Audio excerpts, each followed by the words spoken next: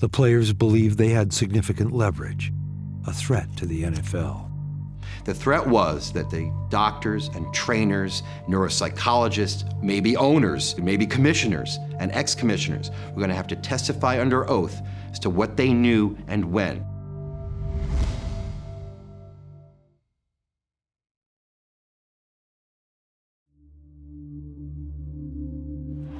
This venerable stadium will be a wild scene tonight. Almost 2 decades after the NFL founded its first scientific committee to research the issue, the league continues to insist the evidence of a link between CTE and football is unclear.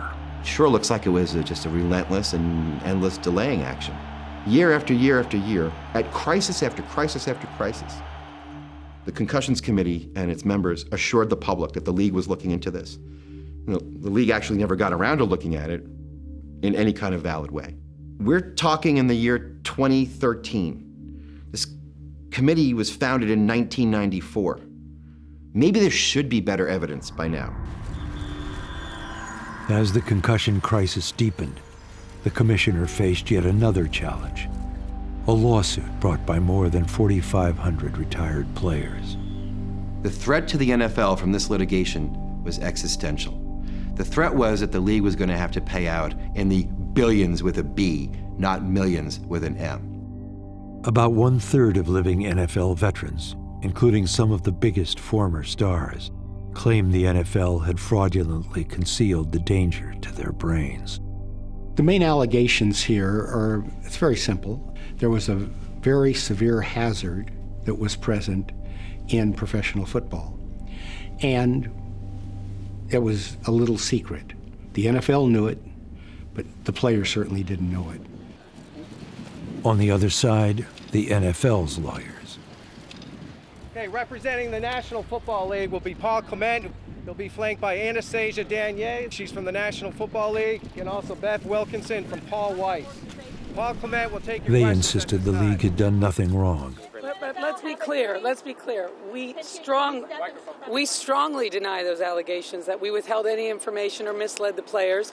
And if we have to defend this suit, as Paul was alluding to, we will do that and be able to make those factual allegations. But we absolutely deny those allegations. But away from the cameras, the two sides were engaged in tense court-ordered negotiations. The players initially, they were requesting around $2 billion or a little more than $2 billion. And what we've been told is the NFL was offering virtually nothing. They were offering peanuts, as one person said. The players believed they had significant leverage, a threat to the NFL.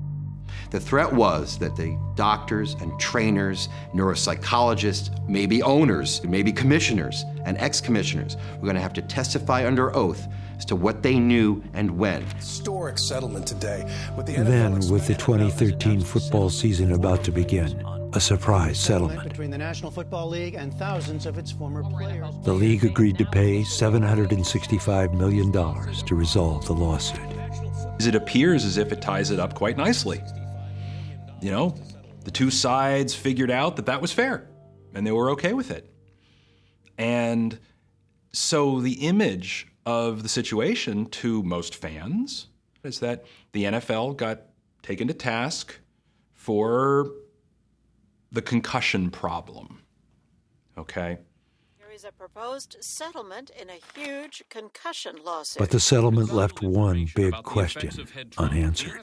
There's no admission whatsoever of guilt by the league. The league makes it very clear they're not admitting any guilt, that there's no acknowledgement of any causation between football and the possibility of long-term brain damage. And that was, a prominent part of the settlement. I don't think we needed a trial to know that the NFL conducted a lot of shoddy research. And it wasn't hypothetical. It wasn't a supposition. What the trial would have done was bring out that evidence. You didn't need the trial to know that there was something wrong there, but the details of how they went about it, that's what's going to stay locked away. Everyone now has a better sense of what damage you can get from playing football. And I think the NFL has given everybody 765 million reasons why you don't want to play football.